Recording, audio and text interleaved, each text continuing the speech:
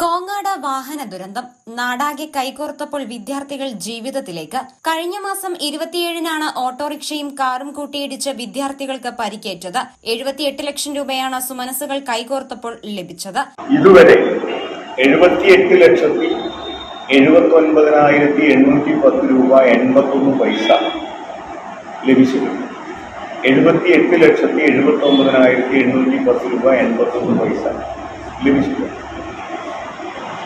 ഇപ്പോ ഇതുവരെ ഞങ്ങൾ ചെലവാക്കിയ പൈസ എന്ന് പറയുന്നത് കുട്ടികളുടെ ചികിത്സാ ചെലവ് ഇതുവരെ ബാങ്കിൽ അവിടെ ആശുപത്രിയിൽ അടച്ചു വന്നപ്പോൾ കേട്ട് 23,19,87 രൂപ 81 പൈസ ഇതുവരെ ഇപ്പോൾ ചെലവായി.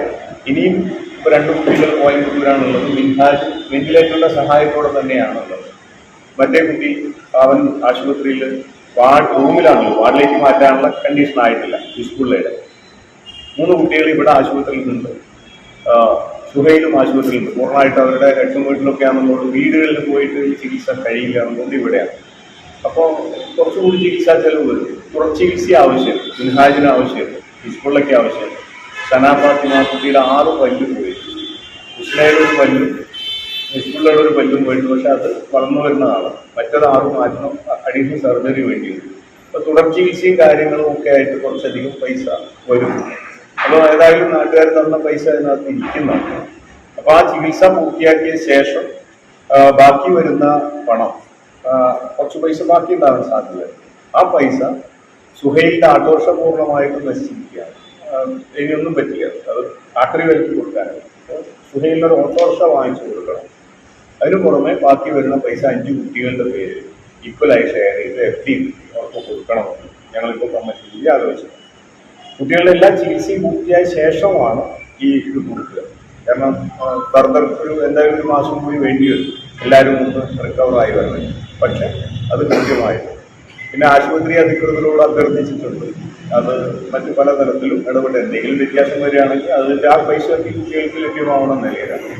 ആക്സിഡന്റ് ക്ലെയിമും അതൊക്കെ ഉണ്ട്. അതും ഈ കുട്ടികൾക്ക് ലഭ്യമാവും.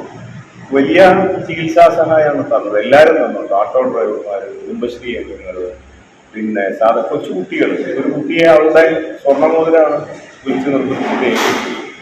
ചില കുട്ടികൾ വീട്ടിൽ ഉണ്ടിയെ വെച്ചിട്ട് ആ ഉണ്ടിയിൽ പൈസ നിറയാത്തോണ്ട് വീട്ടുകാരായിട്ട് ബഹളം ഉണ്ടാക്കിയിട്ട് ഉണ്ടിയിൽ നിറച്ചിട്ട് ഇവിടെ ഏൽപ്പിച്ചത്. ഇപ്പോഴും അങ്ങനെ ഉണ്ടിയെ ചിലപ്പോൾ വെച്ചത്. എല്ലാ വിഭാഗം ആൾക്കാർ, അറിയാവുന്നവരും അറിയാത്തവരും. കോയമ്പത്തൂർ ഉക്കടം പള്ളി, അവർ ഈ വാർത്ത കണ്ടിട്ട് അവിടുന്ന് ഏതാണ്ട് 60,000 രൂപ കുറവ്.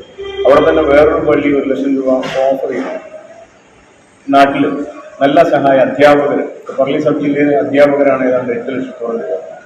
കോങ്ങാട് പള്ളി അവർ 8.5 ലക്ഷം രൂപയിലധികം സഹായിച്ചു. യുവക്ഷേത്ര കോളേജ് അവർ കുട്ടികളിൽ നിന്ന് പിരിവെടുത്തിട്ട് ഏതാണ്ട് 6 ലക്ഷം രൂപ.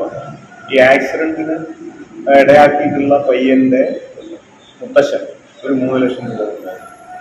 അതോടൊപ്പം ഓരോരുത്തരും അവരുടെ വരുമാനത്തിന് ശേഷി അനുസരിച്ച് കൈയായിരിക്കും കാര്യത്തിൽ സഹായിച്ചിട്ടുണ്ട്. അത് ഞങ്ങൾക്ക് അത് വലിയ സന്തോഷമുള്ള കാര്യം. ഇനിയും കുറച്ച് പൈസ ഓഫർ ചെയ്ത 3-4 പൈസകൾ. ഒന്ന് കേളി, നമ്മുടെ സതീശന്റെ സൗഹൃദത്തിലുള്ള ദുബായിലുള്ള കുറച്ച് പൈസ സമ്മാനിച്ചിട്ടുണ്ട്. ഈ മുജാഹിദീൻ പോലത്തെ പൈസ ഇവിടെ വന്നിട്ടില്ല, ഞാൻ പറഞ്ഞു വരാനുണ്ട്. പിന്നെ 1-2 കുട്ടികൾ കുറച്ച് പൈസ, അതാണ് ഇനി വരാനുള്ളത്. ഇന്ന് ഞങ്ങൾ 80 കിടക്കില്ലേ? 80 കിടക്കും.